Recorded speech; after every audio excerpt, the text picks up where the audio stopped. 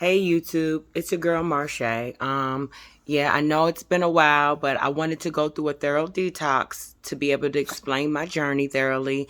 And I probably should have went through the process, but emotionally and mentally, I just wasn't there to be able to give any information. So I had to wait till I was in better spirits.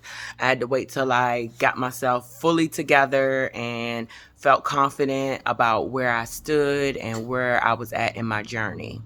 As you guys know, back in September, I was diagnosed with stage 3, possible stage 4 breast cancer. Moving forward, this is April 2nd. And as of March the 8th, I did get my labs back after I did my intercellular cleanse. The good news is my lymph nodes are clear. My breast, they cannot find the tumor. They are now doing a special test to try the test to find out if the tumor is still there. But as far as the PET scans, MRIs, and palpitations and ultrasounds, they cannot find it. So the intercellular cleanse along with my radiosurgery has been working. A new discovery was really not new, but according to my labs, but because of my emotional state and mental well-being, I was focused. I was, understanding, but I wasn't thoroughly in the headspace to focus like I possibly should have, because there were signs that my bilirubin was low. There was other signs that there was issues going on that my doctors told me pretty much don't worry about. And because I was so focused on my cancer, stop it, Draco. Excuse me, that's my dog. Because I was so focused on my cancer and my breast, because that was the, initial scare tactic, they told me, everything else was fine. Moving forward, now they're telling me, they're not focused on the breast anymore. Now they're saying, oh, your liver and your lungs are now metastasized. But my question to my doctor was, you're telling me it metastasized, but back in September when my bilirubin crashed, wasn't that signs that there was something going on in my liver? Why weren't these things addressed back in September? And his response was they weren't that important at the time, because pretty much had I did chemo, I wouldn't be worried about it right now, which is a very interesting statement. Nevertheless, I'm going to meet a new oncologist on Monday. So, yeah, the journey has been interesting. So another thing they pointed out was a new discovery, which was on my PET scan back in September, which is very, very, very interesting, is that I had what is called, I'm trying to find it so I can read it to you. I had what was called a mild ground glass opulent, which was 3 millimeters in a nodule opposite of the left upper lobe of the anterior. They say that this was new, which my question was, if it was new, why was it described in my September labs?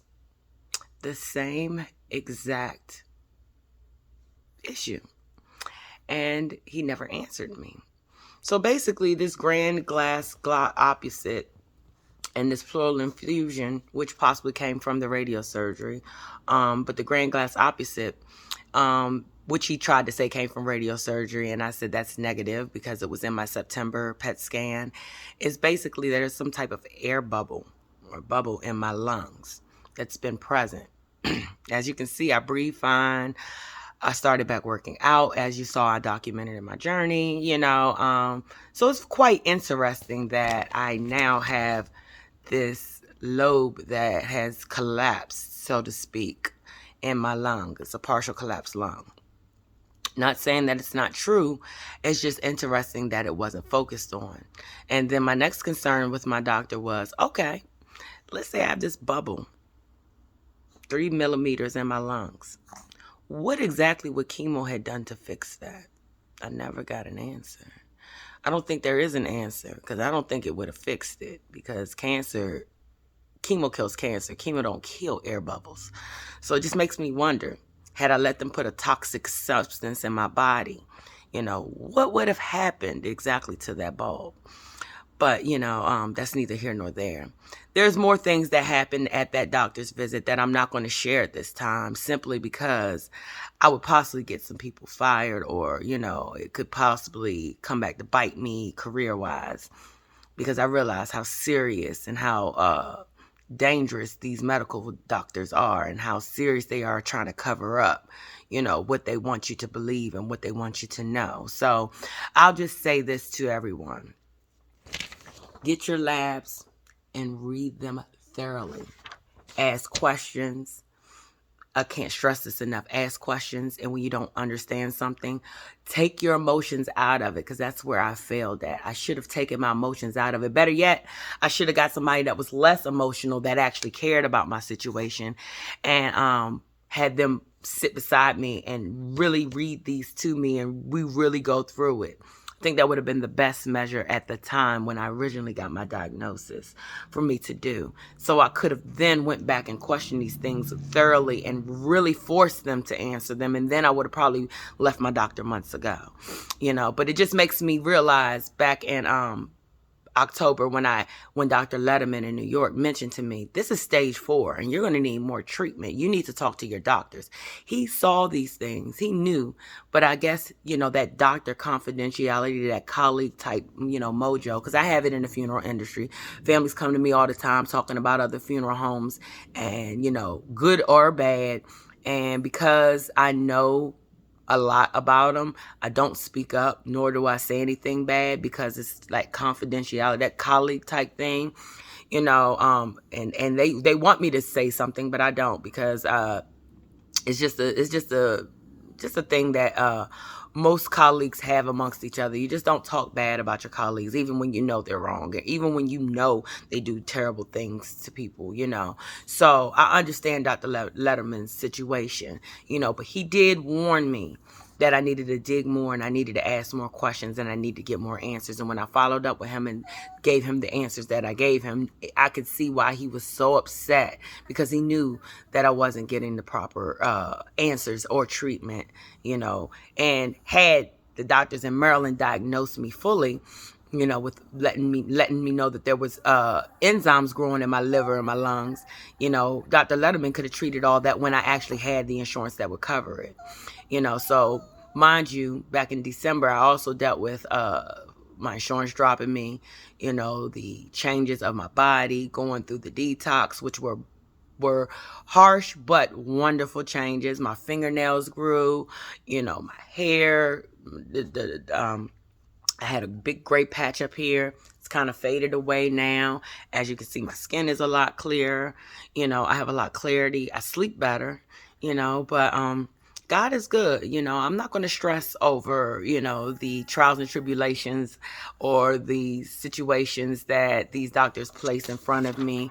Yeah, I have cancer in my lungs. I have cancer in my liver now, but I'm doing fine. And I can show you better than I can tell you how good God is. Let me just show you. So, yeah, I got my MRI March 8th, and it said that my liver enzymes, my lungs were, having all these issues. But I got my labs, right? They took my labs the same day, but they threw them out. So apparently, I'm sorry, bad choice of words. They had to, no, they told me they threw them out. They had to redo them. So they asked me to come back in to do a second set of labs. And I wondered why. And I'm starting to see possibly why. And that's because, yeah, back in January the 5th, it showed that my liver enzymes were, my AST and my ALT were shooting up, which was a strong sign that my liver was, infected with cancer.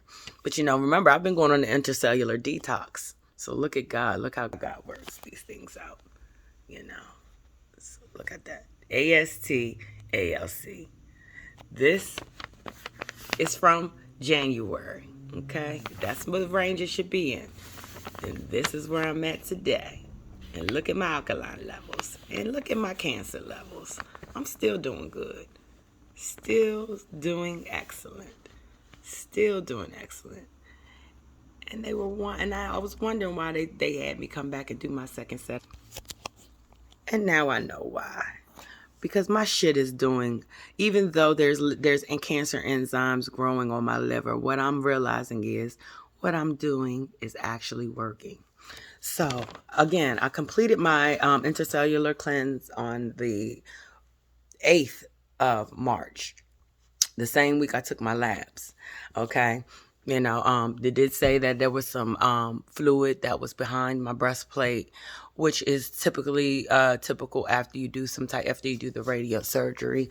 But as far as any inflammation, had none until I read those PET scan results. And so let me tell you how God works.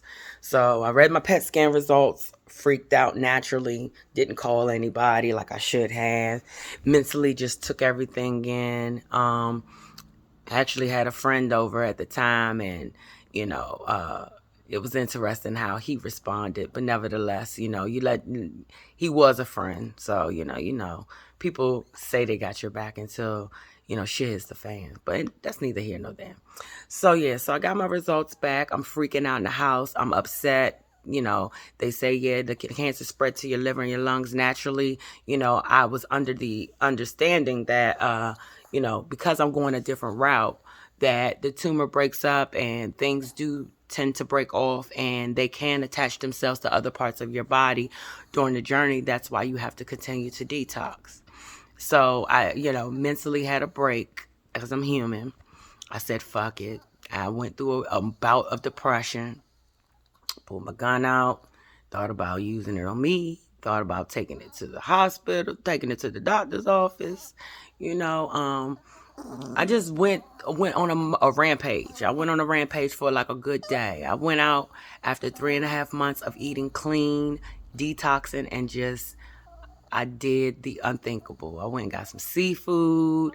I went and got some Doritos. I went and got sandwiches. I just ate. I ate. I just felt like I was going to die anyway. I didn't care, and I felt like, why not? Why not? Just you have nothing to lose at this point, So went to bed that night, even drunk. I even drunk. Went over a friend's house, and me and him had drinks, and I'm telling him all I'm going through, and he had my back with it, consoled me and everything. Then I sat there and I realized, I said, let me go home, wake up about 3:30, 4 o'clock in the morning. Excruciating pain shoots down the left side of my breast. The same breast that I have no issues with, the same breast I had no inflammation with, the same breast I had no problems with.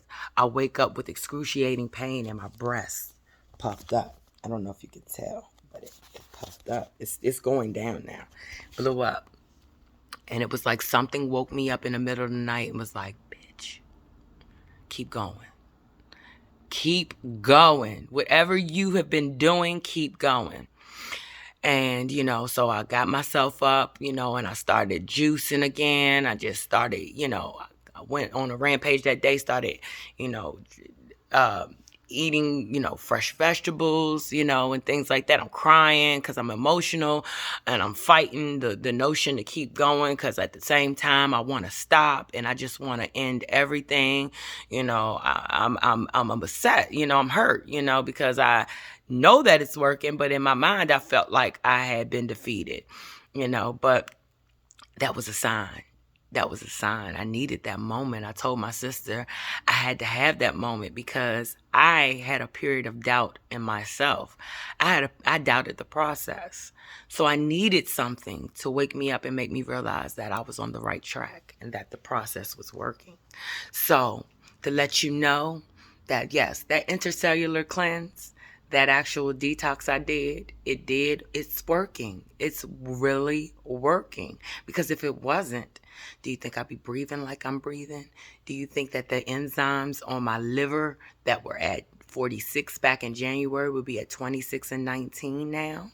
Things are working, So I decided to get myself back up.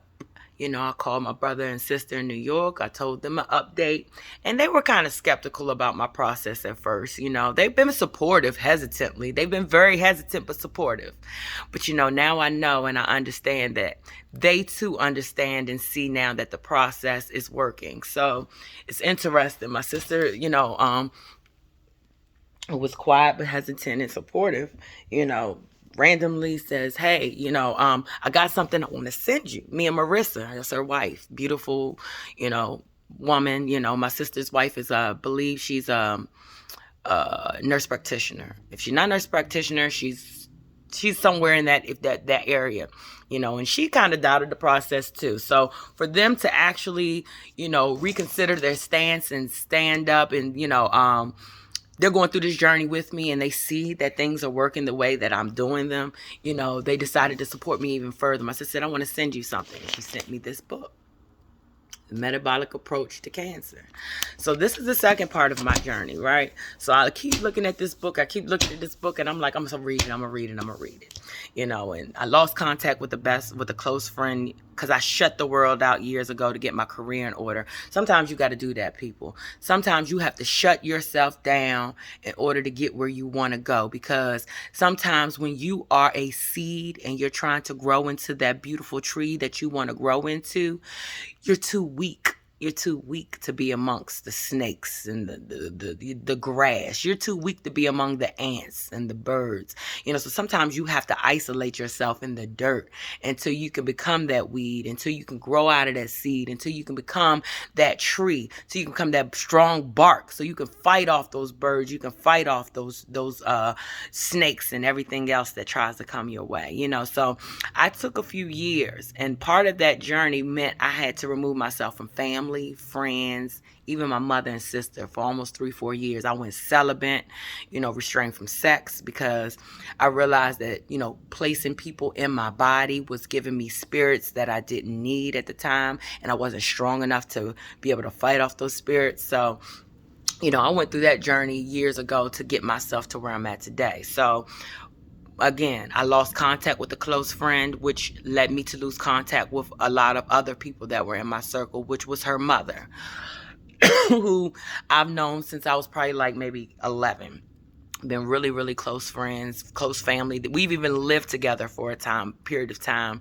And it was funny, her mother even mentioned before we even started the conversation, she mentioned, you know, how, you know, as a child, I was even supportive of them. And I didn't even realize, you know, till somebody brought it to my attention the other day. They said, damn, all your life, all you do is help people. I said, damn, maybe that's been my journey, to just help people, you know, get where they're supposed to be. And I'm not saying I'm a saint. I'm not saying I'm a savior. But, you know, when she mentioned that to me, and it just, you know, and when I realized everybody in my circle at some capacity, I've been their rock or their support, you know, it just made me realize that maybe that's my purpose. Maybe my purpose is to help, you know, and I know my purpose is to help families, but maybe it's to help people, you know, and maybe this is part of my journey too, to help people with their health. You know, I've always said I want to be a motivational speaker, so I guess this is it, you know. So again, you know, I'm on the phone with her, and she's, you know, I just got to tell you, I can't believe as a child, you know, you set a course in my life that would have taken me on that could have possibly taken me on a different journey. And then, you know, she loved me and thanked me for that. And I love her and thank for her too, because, you know, I needed that space to grow, but I also needed her at this time, because, you know, she said, I got some doctors for you. You know, she went through stage 2 cancer. I believe it's stage 2. I'm not sure, but she had her bout with cancer a few years ago. So she went through the journey and beat it, and she did her thing, and she's, you know, my shero when it comes to certain things, especially, you know, getting me through school. At some time, she helped me through school, and now she's helping me through my cancer plight. So she refers me to this doctor out of California that's an integrative doctor. I get on the phone with him the other day, and I'm talking to him, and he's like, yeah, you know, I'm telling him where I'm at. He's like, you're on the right track. You're doing everything that I would have suggested, but there's one book that I think you need in your circle to help you through the next phase of your journey. And I'll be goddamn. He says his name is Dr. Garrick Ng. He's at La Jolla, California, and he's at Biomed Health. It was referred to me by Miss Janine Baumgartner. I'm sorry, Janine Murphy. Love you, Janine. Love you, Kelly. You know, even though we all lost contact, like we said, love is always going to be there, and we're going to always have each other's back. So I love you guys for that. So she goes, I got a book for you that I want you to read. It's by a good friend of mine. Her name is Natasha Winters. She beat cancer. And I go, okay. So I'm pulling out my pen. He goes, yeah, the book is called The Metabolic Approach to Cancer. I'll be damned. I'll be damned. If God doesn't put stuff in full circle, I don't know what he's doing, but every single time I have doubt, every single time I, have a fear, every single time I feel like I'm lost, he puts it right back to square one and makes me realize, girl, keep going. What are you doing? Stop being scared. So today's my day. I'm going to start reading this book. It's enough. It's been sitting here for a week and a half. I think it's time to start reading it. I started a new cleanse. I have a new Chinese medicine doctor. He's in Gaithersburg, Maryland. His name is Dr. Chen.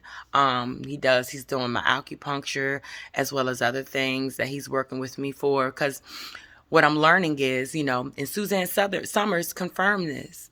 The key to it is you got to eliminate your mucus. Once you get your gut healthy, everything else can be healthy.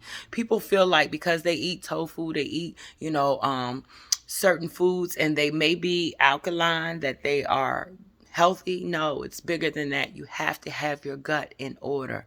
So part of that means you have to not only be alkaline, but you have to eat alkaline foods. So if you didn't understand what I said earlier was, inflammation. I had inflammation, and I in my breast, recently. And so what you have to understand is all the foods that I named, the seafood and the Doritos and the sandwiches I ate, all of that produces inflammation, and all of it produces a high amount of mucus. So when I ate those foods, immediately it blew my breast back out. The tumor's still not there, but it put inflammation back in my breast. So it let me know that, what I was doing was right. So I gotta keep going. So I'm gonna tell you guys this. I'm 22 minutes in. Watch your diet. You'll be okay. Just keep praying for me. I'm going to be fine. I'm going to do a little bit more updates. I'm waiting for this next labs to come in. This is the special labs for my tumor. So once that result actually comes in, I'll give you guys an update. But I'm doing well. I'm about to go work out. Probably go hang out for a little while this evening after I do a couple of exams, because it's time for me to renew my license. But I just want to give you guys an update and let you guys know that your girl is thriving out here. And people keep saying your body's different. I think that is the dumbest thing that people can say, because there's only one fucking anatomy book.